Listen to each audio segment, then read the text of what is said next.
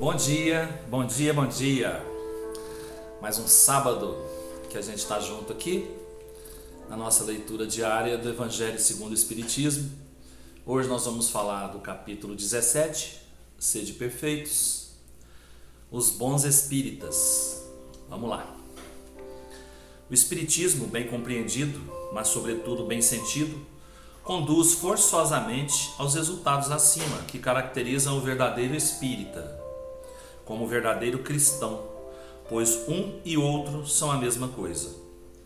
O Espiritismo não cria uma nova moral, mas facilita aos homens a compreensão e a prática da moral do Cristo, ao dar uma fé sólida e esclarecida aos que duvidam ou vacilam. Muitos, porém, dos que creem na realidade das manifestações, não compreendem as suas consequências nem o seu alcance moral. Ou, se os compreendem, não os aplicam a si mesmos. Por que acontece isso? Será por uma falta de precisão da doutrina? Não, porque ela não contém alegorias nem figuras que possam dar lugar a falsas interpretações. A clareza é a sua própria essência, e é isso que lhe dá força para que atinja diretamente a inteligência. Nada tem de misteriosa, e seus iniciados não possuem nenhum segredo que seja oculto ao povo. Seria necessário então, para compreendê-la, uma inteligência fora do comum? Não, pois veem-se homens de notória capacidade que não a compreendem, enquanto inteligências vulgares, até mesmo de jovens que mal saíram da adolescência, apreendem com admirável justeza as suas mais delicadas nuances.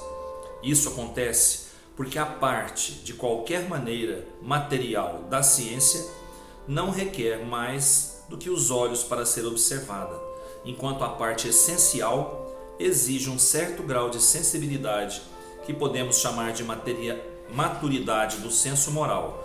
Maturidade essa independente da idade e do grau de instrução, porque é inerente ao desenvolvimento, num sentido especial, do espírito encarnado. Em algumas pessoas, os laços materiais são ainda muito fortes para que o espírito se desprenda das coisas terrenas.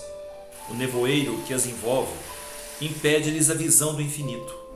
Eis porque não conseguem romper facilmente com os seus gostos e os seus hábitos, não compreendendo que possa haver nada melhor do que aquilo que possuem. A crença nos espíritos é para elas um simples fato, que não modifica pouco ou nada as suas tendências instintivas. Numa palavra, não veem mais do que um raio de luz insuficiente para orientá-las e dar-lhes uma aspiração profunda, capaz de modificar-lhes as tendências. Apegam-se mais aos fenômenos do que à moral, que lhes parece banal e monótona. Pedem aos espíritos que incessantemente as iniciem em novos mistérios, sem indagarem se tornaram dignas de penetrar os segredos do Criador. São afinal os espíritas imperfeitos, alguns dos quais estacionam no caminho ou se distanciam dos seus irmãos de crença, porque recuam ante a obrigação de se reformarem, ou porque preferem a companhia dos que participam das suas fraquezas ou das suas prevenções. Não obstante, a simples aceitação da doutrina, em princípio, é um primeiro passo que lhes facilitará o segundo numa outra existência. Aquele que podemos com razão qualificar de verdadeiro e sincero espírita encontra-se num grau superior de adiantamento moral. O espírito já domina mais completamente a matéria e lhe dá uma percepção mais clara do futuro. Os princípios da doutrina fazem vibrar-lhe as fibras que nos outros permanecem mudas. Numa palavra, foi tocado no coração e por isso a sua fé é inabalável. Um é como um músico que se comove com os acordes, o outro apenas ouve os sons. Reconhece-se o verdadeiro espírita pela sua transformação moral e pelos esforços que faz para dominar suas más inclinações. Enquanto um se compraz no seu horizonte limitado, o outro, que compreende a existência de alguma coisa melhor, esforça-se para se libertar e sempre o consegue, quando dispõe de uma vontade firme. Bom, a leitura um pouco grande, né? Me desculpem, mas precisava ser lida até o final, né? Reconhece-se o verdadeiro espírita pela sua transformação moral. como está a nossa transformação moral. E nós estamos nos esforçando para essa transformação. Nós estamos fazendo a nossa parte para mudar moralmente, para a gente crescer um pouquinho moralmente. Nós nos julgamos verdadeiros espíritas. Vamos pensar assim, né? Nós somos verdadeiramente espíritas? Ou ainda estamos no caminho? Eu creio que a maioria de nós ainda está no caminho, né? Para mudança. Ainda está lutando consigo mesmo para esquecer a matéria, né? Para deixar um pouquinho mais de lado a matéria. E olha para você ver, pessoal, como que a gente está assim esses dias agora, essas leituras nossas, todas são ligadas ao desprendimento material, à evolução espiritual, ao crescimento espiritual, à evolução moral do nosso espírito. Esses dias essas leituras estão muito ligadas nesse sentido. Então, vamos refletir um pouquinho mais, já que estamos sendo tão alertados, né, esses dias para essa mudança. Quer dizer que a gente está precisando mudar mesmo, né? A gente está no caminho, mas está faltando alguma coisa aqui dentro, ó, para que a gente consiga mudar. O que será que está faltando? Vontade? Será que nós temos medo dessa mudança? O que será que acontece com a gente? Por que nós estamos estagnados, assim bem dizer, para essa mudança? O que nos impede?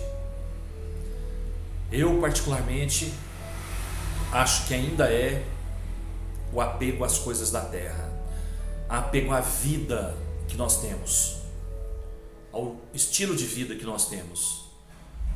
Então, a partir do momento que a gente resolver verdadeiramente esquecer as coisas terrenas, a gente vai começar a evoluir um pouquinho espiritualmente e a gente pode se tornar um espírita melhor. Não vou dizer um espírita, eu vou dizer um cristão melhor, que eu não vou envolver só a doutrina espírita nisso, não é? Não somos todos espíritas, aqueles que me ouvem, não somos todos espíritas, mas somos cristãos, e a gente tem o dever de ser um cristão melhor a cada dia, de buscar fazer o bem, de buscar seguir a lei de amor que o Cristo deixou para a gente.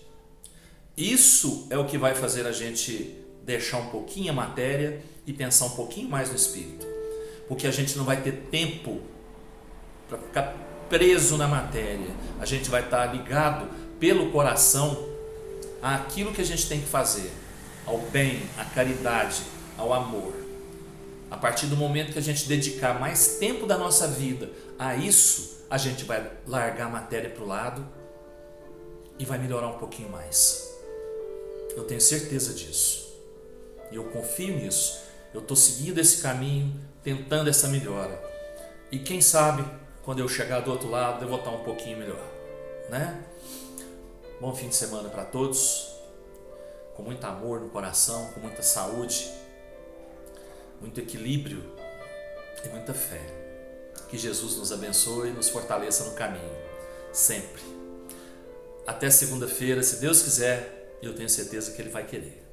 Um abraço.